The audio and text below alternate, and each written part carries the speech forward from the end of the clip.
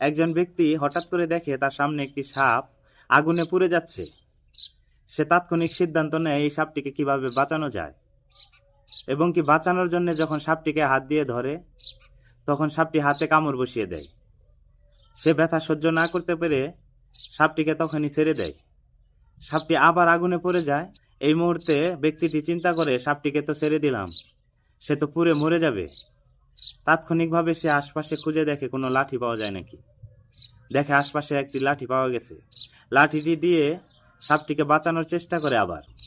আর তার এইসব কাজগুলা দূর থেকে অন্য একটি লোক দেখে, এবং কি লোকটি কাছে এসে বলে যে আপনাকে তো এই সাপটি কামড় মেরে দিল, তারপরেও বাঁচানোর চেষ্টা করতেছেন কেন? জবাবে ওই ব্যক্তিটি বলে, সাপের স্বভাব হচ্ছে কামড়ানো, আর আমার স্বভাব হচ্ছে সহ্য করা। তাই আমি তার কামড়ের কারণে আমার স্বভাব পরিবর্তন করতে পারবো না। আপনার সামনে যত বিপদই আসুক, আপনি কখনো ধৈর্য হারা হবেন না, তার সাথে খারাপ আচরণ করবেন না। সময়ই আপনাকে এমন একটা জায়গায় পৌঁছে দিবে, দেখবেন আপনার সাথে আজ যে খারাপ ব্যবহারটা করতেছে ওই লোকটা একটা সময় আপনার জন্য আফসোস করবে যে কার সাথে আমি কি ব্যবহারটা করলাম। তো সবাই ভালো থাকবেন। Bye bye.